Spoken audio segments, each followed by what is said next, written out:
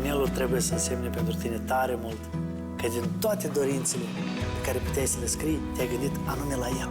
Bunicul meu este un om foarte bun, lui îi plac mașinile retro, el toată viața a lucrat pe mașini și la fiecare zi de naștere îmi făceau câte o surpriză. Și care este dorința ta?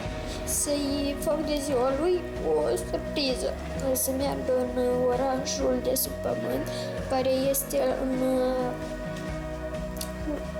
Orașul de sub pământ? Care oraș? unde este mult vin. Unde este mult vin?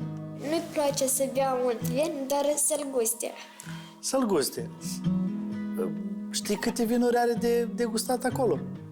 Nu. Cam vreo 30. Cum crezi? O să reușească bunicul? Nu știu. Sunt sigur că după asta nu mai merge la volan. Și la fel sunt sigur că vreau să te văd în Casa Minunilor. Să-mi povestești mai multe detalii despre surpriza ta. Mulțumesc. Unele dorințe și istorii m-au emoționat profund. Dorința mea este pentru mama.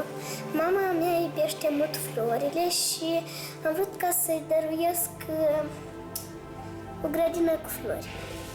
Mă gândeam că o să spui un buchet de flori, dar o grădină cu flori sună foarte frumos. De ce anume o grădină cu flori? Pentru că eu iubesc foarte mult. Mamica mea a fost plecată în Franța și eu am stat cu bunie acasă. Și mă gândeam în fiecare zi la ea. Și fratele meu ne-am gândit ca să facem o grădină cu flori, ca să stăiem mai mult acasă.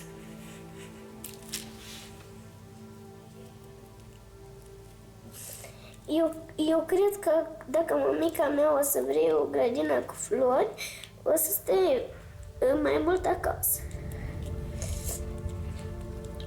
Igorina, să știi că tu ești cea mai frumoasă floare din grădina mamei tale. De dragul tău, ea se va strădui să fie cât mai des lângă tine. În curtea școlii a prins rădăcini pomul dorințelor, dar și